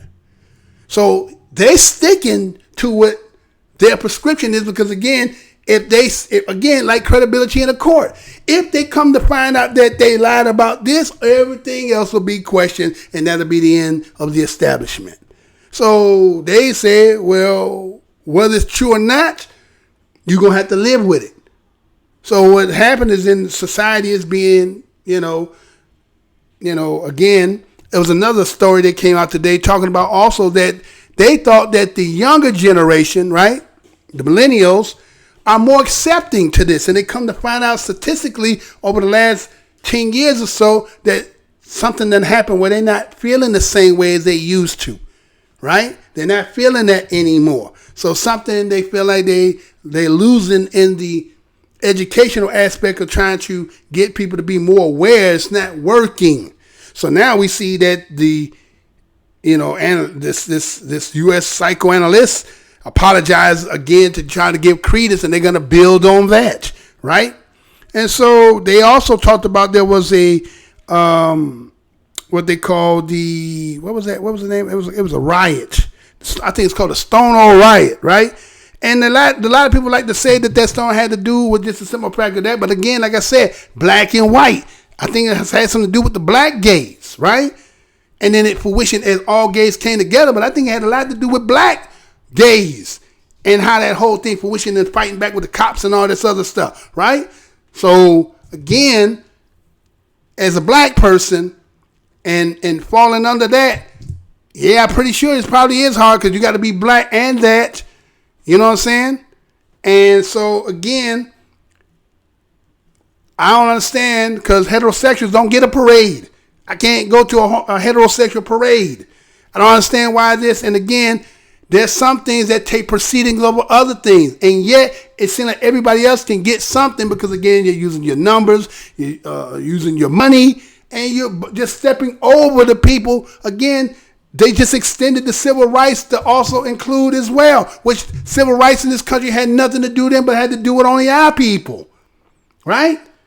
So again, it's like we just constantly, everybody disrespecting us in every form and facet ways. Now again, this is what they saying. Now again, was that going to change the heart and minds of a lot of people from being xenophobia, homophobic and all this other stuff? Probably not. Probably not. Because again, like I said, the fight is with the church. A lot of people are, Christendemified, right? That's where they all inbred it in the mind. So, again, that's out there for those who didn't know that they came out after coming back in the 70s and labeling it as an illness. Now they're coming out and saying it's no longer an illness, and we apologize for saying that. Moving on. So since we're talking about that, so we might as well go ahead and get to this part of the end of the show. We're going to talk about this reparations, right? Got to talk about this, man. This is where it's at, right? So I'm going to play these for you right here, right? I'm going to play these things for you right here, right? Check this out. Should be right back. Today is Juneteenth. It's a day celebrated as the end of slavery in America when federal troops entered Galveston, Texas, and General Gordon Granger announced to the population all slaves are free. Now Congress is forming a committee to look at the idea of reparations. So let's look at that ourselves. Between 1619 and 1865, about 4 million people were brought to what became the United States in the transatlantic slave trade. They and their descendants fueled the nation's economy, especially in the South. Labor was free. When slavery was abolished after the Civil War, the newly freed people were originally promised 40 acres and a mule. But after President Lincoln's assassination, Andrew Johnson overturned the agreement, instead compensating the former slave holders. Reconstruction was ended prematurely in 1877, and through the 20th century, black people were denied voting rights through Jim Crow laws. Black veterans were denied full GI Bill benefits. Black homeowners were denied equal housing through redlining, and black Americans were terrorized by white supremacist groups. More than 4,400 people were lynched. In 2016, average median black American net worth was $17,409. Now, that means that half of all families had net worth, houses, whatever assets they've got that was higher than that. Half had net worth that was lower. Take a look at this. Median white American income, $171,000, 10 times the median of black families. This is according to the Federal Reserve. Between 1983 and 2017, black home ownership actually ticked down a little bit, 2 points, after years, as you can see, of very little variation. White home ownership has gone up fairly steadily. These are the things that this new reparations effort wants to address. H.R. 40, as the bill is known, calls calls to study the damage done by slavery and its legacy and formulation of proposals for programs to increase economic, educational, and other opportunities for Black Americans. This morning, Senator Cory Booker read off even more statistics on racial inequity today, and he and actor Danny Glover gave their assessments on the need for change. It is a cancer on the soul of our country and hurts the whole body politic. This idea that it's just about writing a check from one American to another falls far short of the importance of this conversation and what I believe we will truly talk about. Justice for Black people will not flow into society merely from court decisions, nor from fountains of political oratory. White America must recognize that justice for Black people cannot be achieved without radical changes in the structure of our society. Joining us now, Senior Vice President for Social Justice at the New School, our friend Maya Wiley. Maya, Cory Booker pointed out that many people think this is just cutting checks. That's not the case. Explain what the goal here really is. Well, let's start with the fact that the commission itself, this is a proposal for a commission to study. You know, we have commissions all the time in this country. It's one of the tools that Congress uses to examine complex issues. About 70% of commissions are policy-based examinations. Allie, you ran through all the complex history and all of the policies related to how we created essentially Black economic exclusion. And the question becomes, how do we change that? And this is a tool, and it's a democratic process tool for examining these kinds of complex questions in order to give advice to Congress. It doesn't dictate anything happening. It gives advice to Congress, enabling it to have the expertise of a lot of people who've been studying these issues, and many people have. So that, you know, the idea that we should have that commission is not controversial. I ticked off some of the history, but there's a lot more in there. And the way in which you would provide reparations for those things, if we had agreement on what you want to provide reparations for, is complex. The net results is in 2016, there was a Marist poll that found that 68% of Americans, including 85% of whites and 32% of blacks, oppose reparations. That may be true. I wonder whether the question is understood. In other words, what do you even mean by reparations? I think that's exactly right. The question isn't understood. And in some ways, you know, reparations it's a hot button word that takes people to places that aren't necessarily what we're talking about. That, to Cory Booker's point about check Not writing. just checks, right. Right, and I think part of the reason we think about it that way is because of Japanese internment, where we had a commission, and then there were checks cut to folks who had been really mistreated and gross. But it was a mathematically easier calculation at the time, because it was a certain set period of time. With specific people things who were documented and you could identify. So here, the point is, there's a debate in the community around what does it mean to correct the deep injustices of the past that people today experience. And I think part of the importance of this idea of a public commission is to help people, all Americans, understand that this is actually about fixing structures. Take the subprime crisis, right? 240,000 Black people lost homes. And they're not in good shape today. And they're not in good shape today. That wealth gap you pointed to, Allie. But when we fix some of these structural problems about how people get discriminated against, say in home loans, or as we heard from Mr. Hickenlooper, from access to credit if you're trying to start a small business, we're often not just fixing it for people who are Black. You're fixing it for everybody. You're actually fixing it for everybody. And one of the misunderstandings about this conversation is somehow it's us versus them. This is actually about how do you pass good policy that builds more social cohesion and social mobility. And removes inequity in general. And removes inequity in general. And if you don't, I mean, it's interesting in my Twitter feed when I said I was coming on the show and when I was talking about Juneteenth, you know, folks were like, this is terrible. It's going to hand the election to Donald Trump. And my response is, well, is our answer to Donald Trump to actually move away from a democratic process? Because the discussion starting today is about 13% of the American population and about fixing something we all need to fix, which is inequality. because it's impacting people whether you're white, whether you're Latino, whether you're Asian or Native American. And if we're pointing to the weaknesses of our public policy in investing in our people, we're actually starting to fix all that's wrong with American society and meet our aspiration of a more unified country. Hey, MSNBC fans, thanks for checking out our YouTube channel. Subscribe by clicking. Because of the work of Representatives Jesse Jackson Jr. and Zach Wamp, the new visitor center is named Emancipation Hall in that recognition. Mr. Coleman Hughes is a columnist for Quillette and has worked as a freelance opinion writer since January 2018. He's had pieces published in the New York Times, the Wall Street Journal, the National Review, the City Journal, and the Spectator. He's studying philosophy at Columbia University, and we appreciate your attendance, and you're recognized for 5 minutes, sir. Thank you, Chairman Cohen, Ranking Member Johnson, and members of the committee. It's an honor to testify on a topic as important as this one. Nothing I'm about to say is meant to minimize the horror and brutality of slavery and Jim Crow.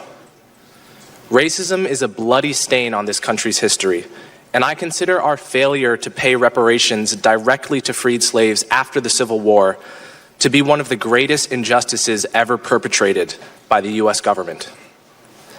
But I worry that our desire to fix the past compromises our ability to fix the present. Think about what we're doing today. We're spending our time debating a bill that mentions slavery 25 times, but incarceration only once, in an era with no black slaves, but nearly 1 million black prisoners. A bill that doesn't mention homicide once, at a time when the Center for Disease Control reports homicide as the #1 cause of death for young black men. I'm not saying that acknowledging history doesn't matter. It does. I'm saying there's a difference between acknowledging history and allowing history to distract us from the problems we face today. In 2008, the House of Representatives formally apologized for slavery and Jim Crow. In 2009, the Senate did the same. Black people don't need another apology. We need safer neighborhoods and better schools. We need a less punitive criminal justice system. We need affordable health care. And none of these things can be achieved through reparations for slavery. Nearly everyone close to me told me not to testify today. They told me that even though I've only ever voted for Democrats, I'd be perceived as a Republican and therefore hated by half the country. Others told me that by distancing myself from Republicans, I would end up angering the other half of the country. And the sad truth is that they were both right. That's how suspicious we've become of one another. That's how divided we are as a nation. If we were to pay reparations today, we would only divide the country further, making it harder to build the political coalitions required to solve the problems facing black people today. We would insult many black Americans by putting a price on the suffering of their ancestors. And we would turn the relationship between black Americans and white Americans from a coalition into a transaction, from a union between citizens into a lawsuit between plaintiffs and defendants. What we should do is pay reparations to black Americans who actually grew up under Jim Crow and were directly harmed by second-class citizenship, people like my grandparents. But paying reparations to all descendants of slaves is a mistake. Take me, for example. I was born 3 decades after the end of Jim Crow into a privileged household in the suburbs. I attend an Ivy League school. Yet I'm also descended from slaves who worked on Thomas Jefferson's Monticello plantation. So reparations for slavery would allocate federal resources to me, but not to an American with the wrong ancestry, even if that person is living paycheck to paycheck and working multiple jobs to support a family. You might call that justice. I call it justice for the dead at the price of justice for the living. I understand that reparations are about what people are owed, regardless of how well they're doing. I understand that. But the people who are owed for slavery are no longer here, and we're not entitled to collect on their debts. Reparations, by definition, are only given to victims. So the moment you give me reparations, you've made me into a victim without my consent. Not just that, you've made 1/3 of Black Americans who poll against reparations into victims without their consent. And Black Americans have fought too long for the right to define themselves, to be spoken for in such a condescending manner. The question is not what America owes me by virtue of my ancestry. The question is what all Americans owe each other by virtue of being citizens of the same nation. And the obligation of citizenship is not transactional. It's not contingent on ancestry. It never expires, and it can't be paid off. For all these reasons, Bill H.R. 40 is a moral and political mistake. Thank you. Thank you, Mr. Hughes. Chill. He was presumptive, but he still has a right to speak. Mr. Burgess Owens is recognized. Mr. Owens.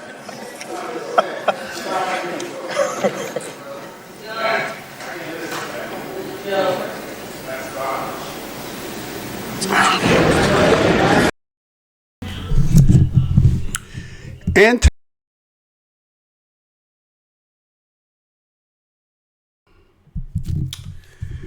right? A lot of bullshit, right? A lot of bullshit. That's just all it is. It's a lot of bullshit, right?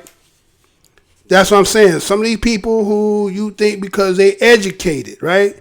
Educated with degrees and got PhDs and doctors and shit. I'm going to tell you straight up. I wouldn't trust most of these motherfuckers. You understand? Because anytime when you saying you can start off and talk about, well, 4 million our people, supposedly their count from 16, 19, 18, 65, they said 4 million people. Well, you read when it was 100 million, 50 million. Boy, they was over-exaggerating, wasn't they? Huh? Blowing up the numbers, right? Oh, when they wanted to make it really rub it in and wasn't talking about no payment, it was 100 million that we brought, right? That's why I used to make the Geico commercials come on and said, he said Christopher Columbus was speedboats. That's the only way you could have got them kind of people over here, right? Right. So now you want to say 4 million people, right? 40 acres a mule. Originally was 50 acres in a mule, right? Because again, if you understand and read history, they were talking about when indentured servants were released, they got 50 acres per person when they was married, children, if they had servants, if they had slaves, they were getting 50 acres per person. See, when dealing with us, you still got to take somewhere. They get 40. You get 40. You're gonna get 50. You're not the white man, right? And so we see that after emancipation and then the Jim Crow, it's 1877. 12 years, and then they just pulled out on us. All right, you're on your own. We ain't gonna protect you, and it's kind of like 300 when you put the child out there trying to defend against the damn wolf. Remember that part in there, right? And then what ended up happening, they say more than 4,400 lynchings had happened during this time, huh? A lot of people, unknown numbers that probably still it would never be an accurate count, right? So to talk about the disparity in wealth gap between black people and white people, well, it's 10 times you say is the number, right? So if you're saying black people average, can't be average to say we got $17,409.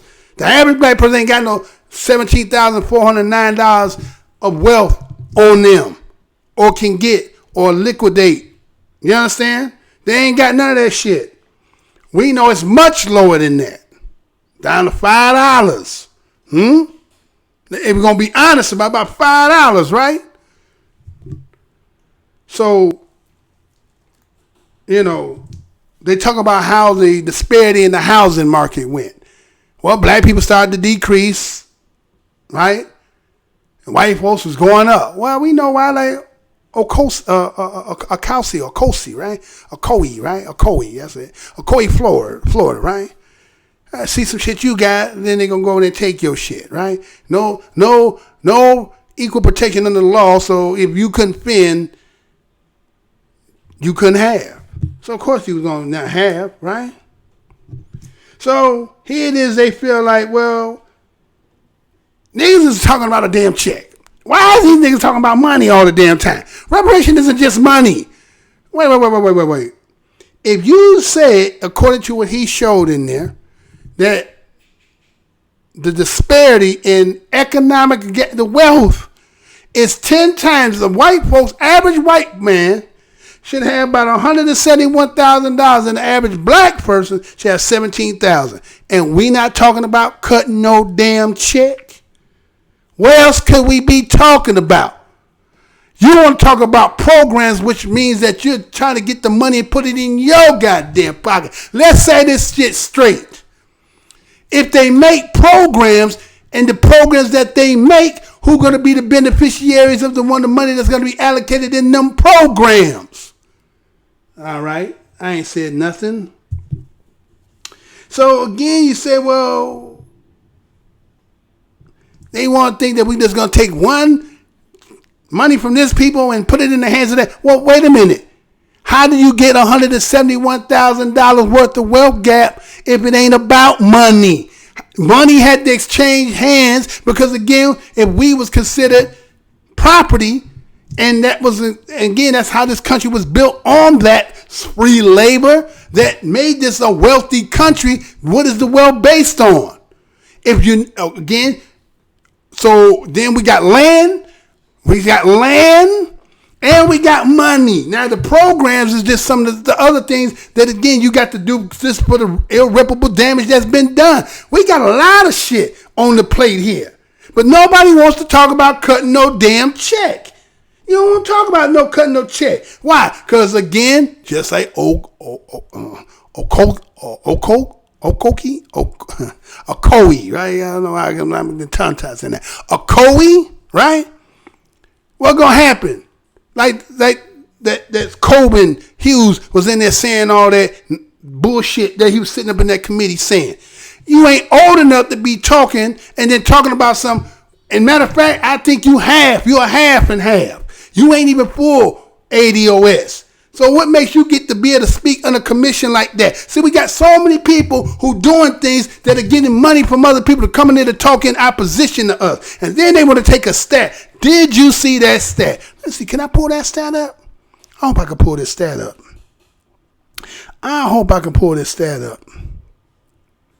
Because that stat is so just, don't make no sense. Let me see if I got it. Hold on, y'all. Hold on 1 second. Let me see if I got it. Come on. Oh, I should be able to pull it up from here. Hold on. Let me pull it up. Pull it up in real time. Don't I got it? I don't got it. I didn't save it. Ah, shit. Well, put it this way. I could do it this way because I got it on the marquee today, right? So let me do it this way. All right, let me do it this way. You won't see it too good, but you can see it better than not having it all. See? Again, that's what you're going to see today, right? Now, you see on that, the first window, it says 68% of Americans, right? Then it says 85% of white Americans and 32% of black Americans, right? Now, this game that we're talking about in here is a black and white game. This game ain't got nothing to do about nobody coming running from nowhere else talking about you fleeing because of, whether it be religious persecution, government persecution, or whatever shit you done did, or you trying to flee to get your brother. You ain't got no say so. Let's get this shit straight. You motherfuckers ain't got no say so in this business. And then to say 68% of Americans, which means has to be immigrants, has to be immigrants who said 70% of immigrants saying that. And what I'm saying is, hey, you know that shit they trying to do? Ain't none of my business. You understand? If you're going to show a stat and try to use that as a deterrent about us talking about reparations, and you saying this stat that you're using, 70% of them, then I say, I don't give a fuck what y'all do with them. You understand? I don't give no fuck. Because it ain't my business. I'm saying this, and I'm going to say it straight up like a TI is. If your ass came from somewhere else, whatever reason you came, I'm going to say it to you like, because we here and we been here since 1619, and we even go back even before then, but we coming on 400 years, and everything that you benefit and everything that this country has, we allowed everybody else to come here due to our putting our blood, sweat, and tears. When y'all gonna go in your country and goddamn fight? When y'all gonna go in your goddamn country, put some blood, sweat, and tears, and have civil wars and all that shit? No, you just come over here riding. And let me tell you something. This other shit that got that 85%, that's basically saying what? You know what I'm saying? 90% of white folks ain't down for it, and then you're gonna get a third. Well, them third is probably like that motherfucker that was in there talking that bullshit. Huh? Black folks, we ain't got no goddamn friends in this shit. Everybody against our ass when it comes down to this shit. Nobody want to see us with shit. Because if we get some shit, everybody angry. So they don't want to see you with shit. But they want to find a way to allocate the shit so that they can be more beneficial from it than you do. It's like everything else you got with your God-given gift. Then nobody can't let you package it and distribute it. No, let you do it, and then I'll make the money and I'll pay you. That's how the game goes. And they ain't got no problem with that shit. Huh? They ain't got no problem with that shit. And we gonna sit here like everything good about this shit. Hell no. If them stats what you saying is exact in the fact, then we have to say fuck all them. Because what's been laid down and what everybody has benefited in this shit here, I don't know how y'all got to curl your mouth or even twist your mouth to say anything in opposition. Matter of fact, you ain't got nothing good to say. They say don't say nothing at all. But you got so many people willing not to say it because you hate us. You hate us with such a passion because we know who we are. You know who we are. And y'all full of shit. Fuck a goddamn commission. You know what the fuck it is. This shit is about economic. How could it not be about money when it's a capitalistic society? What are programs to do what? To still discriminate? You have diversity training. Does that stop shit? Hell motherfucking no. So all this shit is cannon fire. It's all fools go. You ain't never trying to do shit but just bullshit people the whole time. And we ain't supposed to say like we ain't up on the game y'all doing. You say it's not about cutting the check. Then what else is it going to be about? The programs, that's a given. Land, when you going to give that? There's a lot of givens here that ain't even need to be addressed. You going to tell us it ain't about just cutting no check. It's all about economics with us. Isn't that the disparity in this wealth gap that y'all talking about? What else are you going to do? You going to start giving us land? We're going to acquire all the goddamn land that we didn't get from the Homestead Act, the 40 acres in the mule, and everything else about the red line and all that. What about incarcerating in the jail? About putting in the goddamn crack? What about everything else? We got so much shit on the goddamn plate and everybody want to acting like, oh, you gonna have this young ass nigga sitting there talking about something. Well, my grandparents, they was born in Jim Crow. Nigga, shut your goddamn mouth. Shut your goddamn mouth. Talking that goddamn bullshit like that. You know what I'm saying? And they go pay these motherfuckers to get up there talking the shit. And everybody on that goddamn panel, like, other than that one sister that was up there, everybody else, I don't know what the fuck you was in there, what your expertise about. Nothing. So you don't want to be a motherfucking victim. Nigga, that's what we is in this shit. We're nothing but a goddamn victim. I don't give a fuck how you dress it up. What is it? Put lipstick and pearls and put a dress on a goddamn pig. It's still going to be a goddamn pig. See, that's your problem. You think because the shit don't look like a motherfucking thing, it ain't what it is. It don't look like a duck. It don't quack like a duck. It don't walk like a duck. It ain't a duck. But goddamn it, I'm telling you, it's a goddamn duck. You just acting like you don't see the shit. Huh? So anyway, man, I'm going in to show out on that shit here because why? It's bullshit. Matter of fact, let's go ahead and show, man.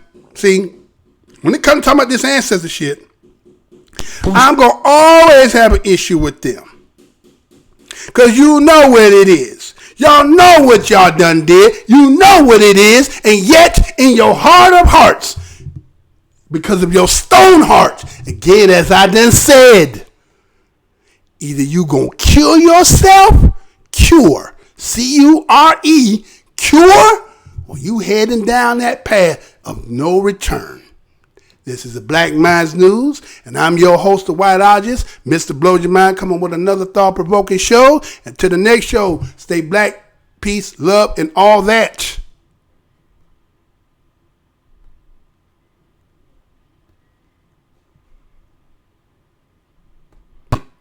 Portions of the following program may be unsuitable for younger or more sensitive viewers. Viewer discretion is advised.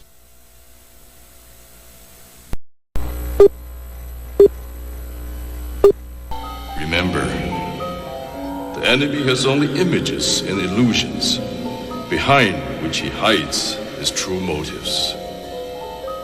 Destroy the image, and you will break the enemy.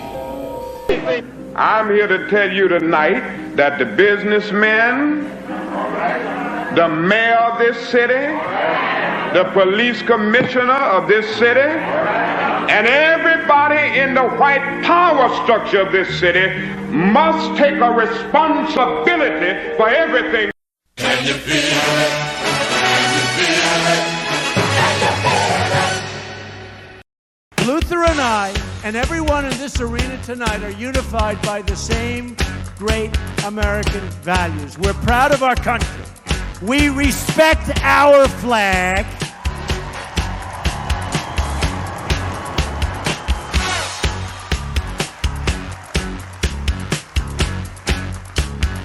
Wouldn't you love to see one of these NFL owners, when somebody disrespects our flag, to say, get that son of off the field right now, out, he's fired. He's fired! Race is when you use your power and influence to subject people into inferiority. Utterances can't be racist. Look around you, man. They own this shit.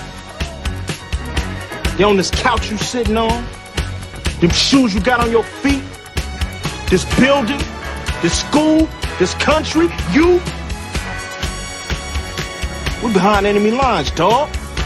So you must first of all remember that this system was not originally designed with black people in mind. Right on, and it definitely was not prepared for black people to, in the end, begin to demand their rights and an equal share in this country which they died for. Right on. Hey, and we definitely are not going back to Africa. In the church, we used to sing the song, "Good news, the chariot is coming." While you sit here today, knowing that you have come to hear good news, you must realize in advance what good news for you might be bad news for somebody else. What good news for the sheep might be bad news to the wolf. They say, oh, things are getting so much better for you. In 1849, it was hitting blacks on the head 100 times a day. In 1990, they hit them 48 times a day. Isn't it better? Oh, it's got to be better. You're saying 52 blows. The only purpose of most black Americans on earth today is to destroy. I think that's noble. Italians love Italians. When Irish love Irish. But when a nigga loves a nigga, it's an unpardonable sin. They have blood in their hands. When we say they have blood in their hands, we are not saying him, George Bezos, went and killed. But white people colonized us. They dispersed us. They enslaved our people. They sucked our economy dry. They are still sucking it dry even today. That's white people. Tony Blair, George Bush, Napoleon Bonaparte, Leopold, Adolf Hitler, Benjamin Netanyahu, all white people, they are the same. They are racist and they are full of hate. I've been waiting for you. You have many questions, and though the process has altered your consciousness, you remain irrevocably human. Ergo, some of my answers you will understand, and some of them you will not. Concordantly, while your first question may be the most pertinent, you may or may not realize it is also the most irrelevant. Why am I here? Our world is coming crumbling down. The coons are coming. You got to understand that white America has an uncanny way of making the victim the victimizer. Excuse me, master, for putting my head in the way of your club. Not that your club is brutalizing my head and putting hickeys on it. My head got in the way of your free swing and broke your shiny stick, and I want to apologize for that. Your life is the sum of a remainder of an unbalanced equation inherent to the programming of the matrix. You are the eventuality of an anomaly which, despite my sincerest efforts, I have been unable to eliminate from what is otherwise a harmony of mathematical precision. While it remains a burden assiduously avoided, it is not unexpected and thus not beyond a measure of control, which has led you inexorably here. There are more connections in the human body than there are stars in the galaxy. We possess a gigantic network of information to which we have almost no access.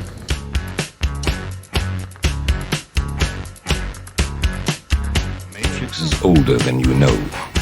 I prefer counting from the emergence of one integral anomaly to the emergence of the next, in which case this is the 6th version. 5 months before me. There are only 2 possible explanations. There were 5 months before me. Either no one told me, or no one knows.